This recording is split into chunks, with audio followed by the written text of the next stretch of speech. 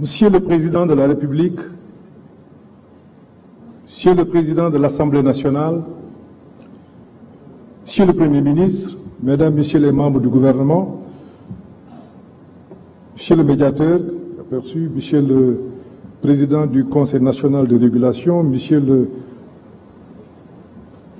Président le facilitateur du dialogue, je vous salue. Mesdames, Messieurs, permettez-moi de saluer d'emblée l'initiative de ce dialogue national.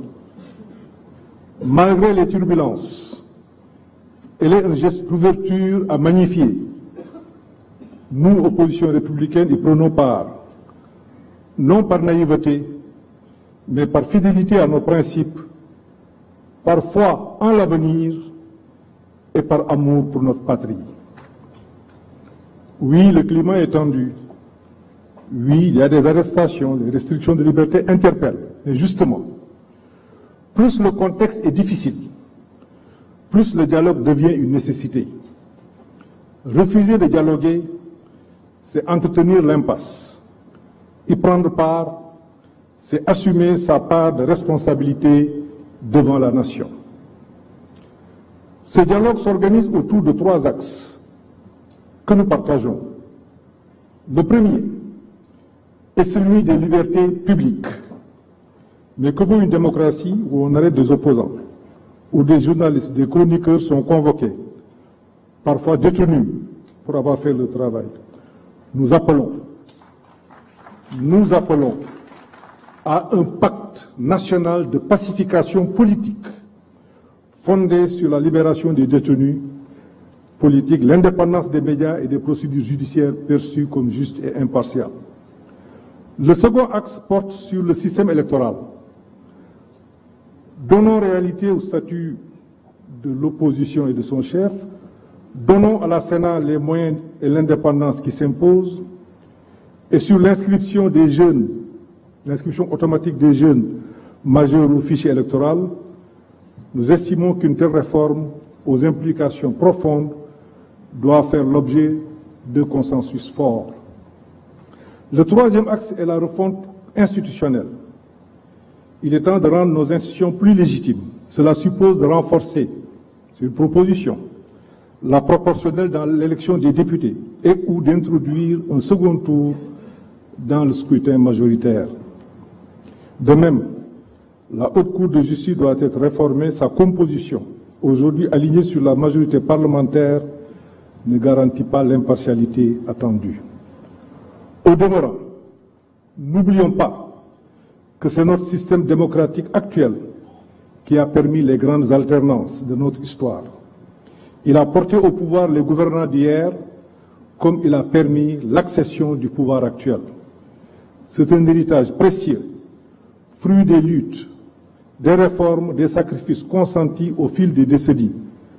Que l'on soit au pouvoir ou de l'opposition, nous devons ensemble préserver cet acquis.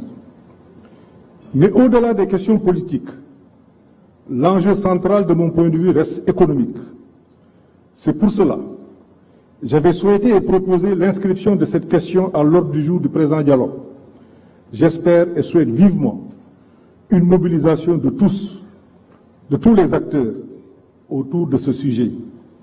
Le Sénégal fait actuellement face à des pertes d'emplois, une dette croissante et une situation budgétaire préoccupante sur fond de vulnérabilité externe. On peut ne pas s'entendre sur les causes, mais il faut qu'on s'accorde sur les solutions. Ainsi, votre nouveau référentiel stratégique de l'action publique devrait être, de mon point de vue, mieux partagé pour améliorer sa mise en œuvre pour l'intérêt de tout le monde. De même, un pacte national sur l'emploi productif qui mobiliserait tous les acteurs autour des secteurs à fort potentiel serait vivement opportun.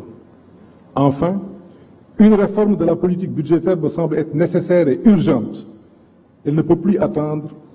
Il y va de notre souveraineté et je sais que, Monsieur le Président de la République, vous tenez particulièrement à cette question. Toutes ces questions pourront faire l'objet d'échanges ultérieurs. Toutefois, permettez-moi de noter qu'il va être difficile de faire fonctionner un levier, quel qu'il soit, dans un climat d'instabilité politique et sociale, au surplus dans un environnement international instable. C'est pour cela que j'ai parlé des questions économiques. Le Sénégal ne peut plus agir de notre point de vue par séquence. On n'a plus le luxe du temps long. Tout doit être engagé en même temps. Cela exige au moins 3 conditions. Une administration remobilisée et prête à se dépasser, le président Niasse en a parlé tout à l'heure. L'adhésion de la grande majorité indispensable de la population. Il faut parler à l'âme de la nation, consolider le lien social, apaiser les tensions. Il faut qu'on se parle en toute sincérité. Et sur le plan international, nous devons renforcer nos partenariats dans un esprit de dignité, de confiance et d'efficacité.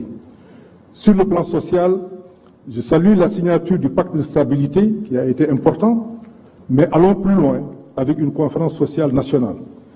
Enfin, je terminerai par la reddition des comptes. Aujourd'hui, nous traversons une séquence marquée par des révélations, audits, erreurs, exposés, pratiques, dénoncées.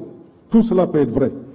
Mais l'histoire récente nous montre que ces vagues émotionnelles sont cycliques. À chaque alternance, scandale, sanctions, oubli, et on recommence. Tirant les leçons, Monsieur le Président de la République, nous devons engager des réformes pour mieux protéger le patrimoine de l'État, au-delà des régimes et des contingences politiques. C'est ce qu'il faut au Sénégal. Monsieur le Président de la République, je rêve d'un Sénégal où l'opposition est écoutée, pas écartée, où le débat est loyal, constructif, pas agressif, où la critique est utile, pas criminalisée. Le Sénégal a besoin de nous tous. Majorité, opposition, société civile, en un mot, toutes les forces vives. C'est ensemble que nous pouvons bâtir un avenir de stabilité, de progrès et de dignité. Je vous remercie de votre aimable attention.